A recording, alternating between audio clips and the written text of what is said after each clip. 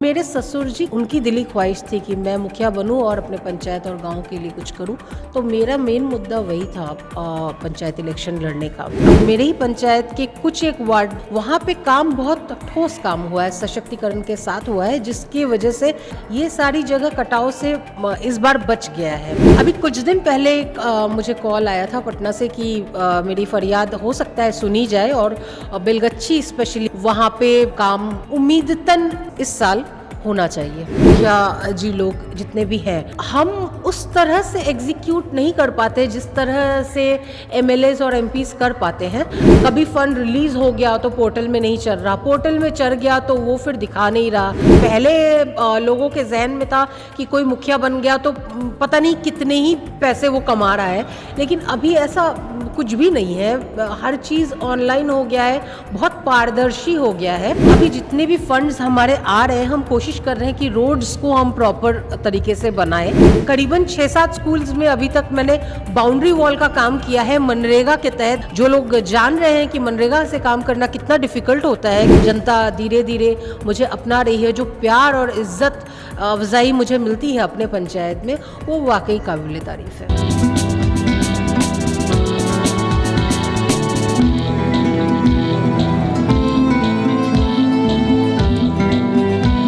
नमस्कार, आप देख रहे हैं BMW न्यूज़ का खास कार्यक्रम मुखिया जी कहिन, और मैं हूं आपके साथ अभिषेक, और हमारे साथ कैमरे पे मौजूद हैं जुबैर।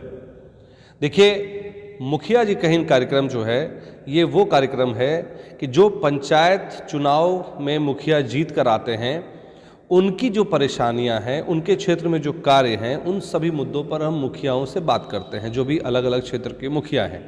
तो हमने शुरुआत की थी, उसका एक नया एपिसोड हम लेकर आए हैं आपके साथ। इस वक्त हम मौजूद हैं अहमदाबाद प्रखंड में, जहां पर कि जो मुखिया हैं श्वेता रॉय, उनसे हम बात करेंगे। लेकिन इस नाम के पीछे एक कहानी भी है। ये कहानी है उस मुखिया की जो ट्रैक्टर वाली मुखिया के नाम से प्रचलित हुई, फिर नाव पर निकली और नाव वाली मुखिया के नाम से प्रचलित हो गई। अब उन्होंने अपने क्षेत्र में क्या क्या काम किए हैं, उसको लेकर भी बात करेंगे, और साथ ही ये भी जानेंगे कि एक मुखिया होने के नाते क्या उनके साथ अच्छा रहा, क्या बुरा रहा, और कैसे उनको कठिनाई होती है। आप जैसे जो दर्शक हमारे देख रहे हैं, उनके पंचायत के जो दर्शक देख रहे हैं, उनके लिए जो काम होना चाहिए वो धरातल पर लाने के लिए उनको क्या परेशानी होती है, इन सभी मुद्दों पर बात करेंगे। तो बहुत बहुत स्वागत है श्वेता आपका हमारे इस खास कार्यक्रम मुखिया जी कहिन में। सबसे पहले तो अभिषेक जी, आपका बहुत बहुत धन्यवाद, और हमारे जितने भी दर्शक देख रहे हैं, खासकर मेरे पंचायत से जितने लोग देख रहे हैं, उनको नववर्ष की हार्दिक शुभकामनाएं। श्वेता, ये बताइए कि मुखिया का चुनाव आपने लड़ा, आप पहली बार चुनाव लड़ रही थी जहाँ तक मुझे जानकारी है, और जो हमने जाना है अभी तक, जो समझा है कि आप जब क्षेत्र में जाती हैं तो लोग आपसे बड़े खुश होते हैं, आपके कार्य से खुश हैं। ऐसा क्या करती हैं जो दूसरे मुखियाओं के बारे में हमें सुनने को नहीं मिलता? सबसे पहले तो मैं ये आपको बता दूं कि ये मेरा दूसरा टर्म है। मैं पहले एक बार 47 वोट से हार चुकी हूँ। 2016 की बात है, और इस बार लोगों को लगता है कि ये मेरा पहला चुनाव था। ऐसा नहीं है। 2016 में भी मैं खड़ी हुई थी, और उस वक्त कुछ एक वोट से मैं हार गई। तो ये इस बार चुनाव लड़ने का मुद्दा कुछ खास था, क्योंकि 2021 का जो कोविड का जो सेकेंड वेव था, उसमें मैंने अपने हस्बैंड संजीव राय को खोया, और मेरे ससुर जी का ये बहुत उनकी दिली ख्वाहिश थी कि मैं मुखिया बनूं और अपने पंचायत और गांव के लिए कुछ करूं। तो मेरा मेन मुद्दा वही था पंचायत इलेक्शन लड़ने का। और जहाँ तक आपका दूसरा सवाल है कि मैं ऐसा क्या करती हूँ, मैं ऐसा स्पेशल कुछ भी नहीं करती। लोगों से अच्छा व्यवहार, और मैंने जितना ऑब्जर्व किया है अपने 3 साल के कार्यकाल में, आपको बहुत ज़्यादा कुछ नहीं करना होता है। अपना व्यवहार को बहुत संतुलित बनाए रखना होता है। लोगों को आपसे बहुत ज़्यादा कुछ एक्सपेक्टेशन नहीं होता है, बट आप सुने लोगों की बात को और समझे। कोई ज़रूरी नहीं है कि हर काम हम कर ही पाते हैं या कर ही देते हैं, लेकिन उनकी बातों को पेशेंटली सुनना, ये एक बहुत महत्वपूर्ण काम है। श्वेता जी, आपके बारे में जो मैं जानता हूं, जो आपका जो क्षेत्र है अहमदाबाद प्रखंड में आता है, लखनपुर पंचायत है। ऐसे में वो एरिया जो है काफ़ी बाढ़ग्रस्त रहता है, कटाव की बहुत समस्या आती है। फिर आपने क्या ऐसी कुछ चीज़ें की जो वहाँ के लोगों को विस्थापित होने से बचा पाई, और कैसे आपने सरकार की योजनाओं का क्रियान्वयन ज़मीनी स्तर पर किया? देखिए, मैं अपने बारे में बोलूँगी, दूसरों के बारे में नहीं बोलूँगी। हमारा अहमदाबाद में स्पेशली मेरा पंचायत लखनपुर बिल्कुल कटाव से पीड़ित है, और ख़ासकर बेलगच्छी जो गांव है वहाँ पे बहुत भीषण कटाव इस बार भी हुआ है, और लोग विस्थापित इस बार भी हुए हैं। जहाँ तक सरकारी योजनाओं की बात है तो ये जिस तरह से हर जगह काम होता है उस तरह से यहाँ भी हुआ, लेकिन डिफरेंस ये रहा कि बार बार मेरे आवाज़ उठाने पर कुछ एक जगह पर, जैसे अब मेरे ही पंचायत के कुछ एक वार्ड नंबर 9, 10 का जो एरिया है वहाँ पे काम बहुत ठोस काम हुआ है, सशक्तिकरण के साथ हुआ है, जिसकी वजह से इस बार वार्ड नंबर 4 डकरा, ये सारी जगह कटाव से इस बार बच गया है। तो मेरी यही गुजारिश रहती है हमेशा सरकार से, या जो लोग भी सुन रहे हैं, जितने उच्च स्तरीय पदाधिकारी हैं, जो अगर मेरी आवाज़ उन तक पहुंच रही है, मेरा काम सिर्फ अपनी आवाज़ को पहुंचाना है, जो आम आवाम की आवाज़ होती है उनको सरकारी महकमे तक पहुंचाना। ये जो ब्रिज है, ये जो कनेक्शन है, ये जनप्रतिनिधि का काम होना चाहिए, ताकि उन तक आवाज़ पहुंचे और वो काम को धरातल पर उतार पाए। तो अभी भी मैं इस फ्लड के दौरान भी मैं पटना गई, वहाँ पे मैंने पंचायती राज मंत्री श्री केदार गुप्ता से मैंने बात की, वहाँ पे लेटर लिखा, जितना भी फॉर्मेलिटीज़ है वहाँ पे किया। और अभी कुछ दिन पहले मुझे कॉल आया था पटना से कि मेरी फरियाद हो सकता है सुनी जाए, और बेलगच्छी स्पेशली मैं जहाँ की बात कर रही हूँ वहाँ पे काम उम्मीदतन इस साल होना चाहिए। लेकिन आपने जो कहा वो बातें ऑन रिकॉर्ड तो बड़ी अच्छी लगती हैं, लेकिन एक बात बताइए, जब आप कोई भी काम को करने जाती होंगी तो समस्याएं क्या आती हैं? क्योंकि मैं देखता हूं कि बहुत बार ऐसा है, फंड रिलीज हो जाता है, समय पर ग्रामीणों तक पहुंच नहीं पाता है। क्या कारण रहता है कि और आपको क्या क्या परेशानियां आती हैं इस चीज़ को करने में? देखिए, हम लोग जो जनप्रतिनिधि होते हैं बहुत छोटे तबके के जनप्रतिनिधि हैं, हम लोग पंचायत तक ही सीमित रहते हैं, मुखिया जी लोग जितने भी हैं, तो हम उस तरह से एग्जीक्यूट नहीं कर पाते जिस तरह से एमएलएज और एमपीज कर पाते हैं। बट क्या होता है कि अगर आप थोड़े से पढ़े लिखे हैं, थोड़े से क्वालिफाइड हैं, तो आप अपनी बातों को जो है बहुत ही स्पष्टीकरण के साथ और बहुत ज़्यादा फर्मली आप रख सकते हैं, जिससे कि आप जहाँ पे अपनी बात रख रहे हैं वहाँ पे भी क्लियर हो जाती है बात को। और जहाँ तक बात है एग्जीक्यूट करने की, प्रॉब्लम तो आती है, क्योंकि आप भी जानते हैं कि सरकारी काम है, इतना फ्री फ्लोइंग नहीं होता, ऑब्स्ट्रक्शंस आता रहता है। उसी तरह का चैलेंजेस हम लोगों को हमेशा ये फेस करना पड़ता है।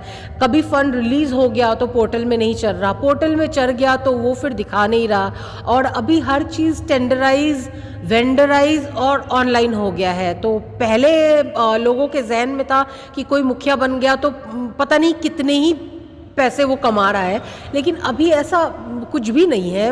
हर चीज़ ऑनलाइन हो गया है, बहुत पारदर्शी हो गया है। चीज़ अगर कहीं अटका हुआ है तो भी आप जान सकते हैं, देख सकते हैं कि क्यों अटका हुआ है। और ये सारे चैलेंजेस हमें रोज़मर्रा के काम में आते रहते हैं। मुखिया की सैलरी कितनी होती है? जब मेरा कार्यकाल शुरू हुआ था तब मुखिया का जो भत्ता है, जिसको हम सैलरी, आप तो बहुत अच्छी वर्ड यूज़ कर रहे हैं, 2500 हुआ करता था। मैंने सुना है कि अभी 5000 हो गए हैं, लेकिन इस बीच में मैं चेक तो नहीं कर पाई हूँ कि मेरे खाते में कितना आया है, लेकिन अभी 5000 है, पहले 2500 था। मैंने सुना है आपके आम के बागानों के बारे में, जब हम लोग ग्राउंड रिपोर्टिंग कर रहे थे तो आपके लखनपुर पंचायत में खास करके जो आम के बागान आपके क्षेत्र में है और आपके खुद के ज़मीन पर हैं, जो बगीचा आपके परिवार वालों ने लगाया, उसकी बड़ी तारीफ सुनी, उसकी चर्चा मैंने देखा कि जो अभी हाल ही में बिहार में बहुत बड़ा एक प्रोग्राम हुआ था जिसमें कि आपके बागानों के आम भी गए थे। तो वैसे कंटेक्स्ट में देखा जाए तो अभी मुख्यमंत्री जी का क्या कहते हैं एक दौरा शुरू होने वाला है। क्या इन सब चीज़ों को लेकर आपके क्षेत्र में मुख्यमंत्री दौरा कर रहे हैं, और अगर नहीं कर रहे हैं तो क्या आप चाहती हैं कि आपके क्षेत्र में दौरा हो? देखिए, कोई भी चाहे वो मुख्यमंत्री हो या फिर कोई भी वरिष्ठ पदाधिकारी, अहमदाबाद एक बिल्कुल ही आइसोलेटेड क्षेत्र है, जिसकी वजह से सबसे ज़्यादा चैलेंजेस आता है। जो भी काम हम करते हैं वो काम लाइमलाइट में इसीलिए नहीं आ पाता है क्योंकि वो बिल्कुल आइसोलेटेड है और बिल्कुल एरिया एकदम ही मतलब कनेक्टिविटी इश्यूज होते हैं, रोड्स प्रॉपर नहीं है। तो इस वजह से भी कोई भी पदाधिकारी आने से पहले या फिर कोई भी बड़े मंत्री आने से पहले 4 बार सोचते हैं। तो मैं तो बिल्कुल चाहूँगी कि कोई भी बड़ा पदाधिकारी हो या फिर बड़े मंत्री हो, वो उनको सादर आमंत्रण है हमारे पंचायत में, वो आए, देखें कि हम क्या कर रहे हैं। सीख के तो कोई भी नहीं आता, हम भी कोशिश ही कर रहे हैं, और कुछ भी अगर हमसे गलती हो रही है काम करने में, हम तो हमेशा चाहेंगे कि मार्गदर्शन और दिशा निर्देश मिलते रहें। आप अपनी जो प्राथमिकताएं हैं लोगों के प्रति, वो क्या क्या प्राथमिकताएं अब हैं, चूंकि अब आपने मुझे लगता है 1.5-2 साल गुजर गए हैं, अब आपकी प्राथमिकताएं आपकी जनता के लिए क्या क्या हैं? देखिए, सबसे पहले तो मैंने जब चुनाव लड़ने का सोचा था तो 2-3 ही मुद्दे थे मेरे, क्योंकि बहुत ज़्यादा मुद्दों के साथ आप अगर काम करेंगे तो आप उलझ जाएंगे। सबसे पहले तो रोड कनेक्टिविटी एक मुद्दा था, गली गली बनना था। तो अभी जितने भी फंड्स हमारे आ रहे हैं, हम कोशिश कर रहे हैं कि रोड्स को हम प्रॉपर तरीके से बनाएं, मतलब जितना भी हमारे पंचायत लेवल पे हो सके। और मैं हमेशा ही महिलाओं और बच्चों के साथ मुझे काम करना बहुत अच्छा लगता है, तो विमेन सेफ्टी भी मेरे जहन में था। अब आप बोलेंगे कि गांव में सेफ्टी कैसा, तो इस चीज़ को जब मैं अपने पंचायत जाना शुरू करी तब मैंने देखा कि यहाँ हमारे पंचायत में लगभग 8-9 स्कूल्स हैं, सरकारी स्कूल तो है लेकिन बाउंड्री नहीं है, कोई भी आ रहा है जा रहा है कहीं से भी, मतलब कुछ वो नहीं है। तो मैंने उस चीज़ को लेकर करीबन 6-7 स्कूल्स में अभी तक मैंने बाउंड्री वॉल का काम किया है मनरेगा के तहत। जो लोग जान रहे हैं कि मनरेगा से काम करना कितना डिफ़िकल्ट होता है, क्योंकि मनी फ्लोइंग बहुत रुक के होता है, जैसे आपने बोला चैलेंजेस, ये एक चैलेंज होता है मनरेगा के साथ काम करने के लिए। लेकिन फिर भी उन चैलेंजेस को देखते हुए मैंने 6-7 बाउंड्री वॉल्स कंप्लीट करवाए हैं। मैंने नाली गली जो कॉमन है वो तो मैंने बनवाया ही है। अभी हमारे यहाँ पे जैसे अभी कचरा उठाव का एक प्रोजेक्ट चल रहा है लोहिया स्वच्छ बिहार अभियान के तहत। WPU वेस्ट प्रोसेसिंग यूनिट हर जगह बनना था, तो यहाँ पे हमारा सरकारी ज़मीन अवेलेबल नहीं था, तो मुझसे ज़िला से भी और प्रखंड से भी रिक्वेस्ट किया गया, मैंने अपनी ज़मीन दी वहाँ पे बनाने के लिए। तो मुझसे एज अ मुखिया जितना हो पा रहा है, मैं वेलफेयर के लिए काम हमेशा कर रही हूँ और आगे भी मैं करती रहूँगी। चूँकि आपने एक बात का जिक्र किया जिसमें पहला मुझे जो ध्यान में है वो है सिक्योरिटी, महिला सिक्योरिटी की। जैसा देखा जाता है कि चूँकि आपका जो क्षेत्र है वो बंगाल से काफ़ी सटा हुआ है, और देखा जाता है कि बहुत सारी महिलाएं जो है वहाँ से पलायन कर जाती हैं बंगाल की तरफ, और बहुत सारी बच्चियों का शोषण होता है, शोषण किया जाता है। उसकी रोकथाम के लिए आप अपने पंचायत में क्या कुछ अलग कर रही हैं? मैं time to time awareness programmes करवाती हूँ महिलाओं के बीच, सखी वार्ता जिसको हम कह सकते हैं, जिसमें मैं टुकड़ों में चौपाल लगाकर, आप कभी मेरे पेज को गो थ्रू करेंगे तो आप देखेंगे कि ये सारा चीज़ लगातार अवेयरनेस कैंपेन्स वगैरह जारी रहता है, जिसमें हेल्थ को लेकर, हाइजीन को लेकर, सेफ्टी को लेकर, विमेन सेफ्टी को लेकर मेरा लगातार जो है संवाद वो चलता रहता है। अभी मैंने जितने भी हॉस्पिटल्स अपने वहाँ पे या फिर कोई भी, मैं एक छोटा सा दवा का दुकान भी अगर मैं इनॉग्रेट करती हूँ तो आई ट्राई कि मैं महिलाओं से बात करूँ हाइजीन के लिए, प्रॉपर सेफ्टी मैनेजमेंट के लिए, ये सारी बातें चलती रहती हैं। अब एक आखिरी सवाल, जैसा आपने कहा कि आपने ज़मीन दी है सरकार को, बहुत सारे योजनाओं को लेकर आपने ज़मीन दी, तो ये ज़मीन तो आपने ओबियसली है कि आपने खुद की ज़मीन दी, आपकी स्वेच्छा से दी होगी। आपको क्या उम्मीद लग रहा है कि अगले जो चुनाव होंगे मुखिया के, उसमें आपके इन कार्यों को लेकर लोग आपको वोट करेंगे, लोग आपके साथ खड़े रहेंगे? देखिए, ये तो अभी कहना बहुत जल्दबाजी हो जाएगी, क्योंकि अभी हम सिर्फ आज 24 में खड़े होकर 25 का ही इंतज़ार कर रहे हैं और चुनाव मेरा 2026 में है। लेकिन 2026 तो अभी काफ़ी दूर है। इस दौरान और भी बहुत सारे कार्य जो कि पेंडिंग हैं, वो सारे मतलब होने वाले हैं।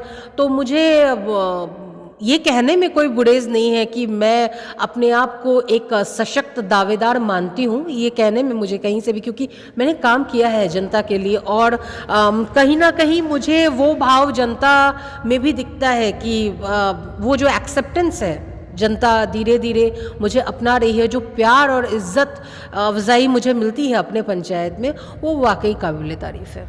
श्वेता, हमसे बात करने के लिए बहुत बहुत धन्यवाद। तो देखिए, जमीन लोग देना पसंद नहीं करते। आप किसी की जमीन लेकर दिखा दीजिए, बिहार में या देश में कहीं भी कोई एक धूर जमीन देने को तैयार नहीं है। वहाँ एक मुखिया है जो अपनी जमीन देकर लोगों की सहायता कर रही है, लोगों के लिए सोच रही है।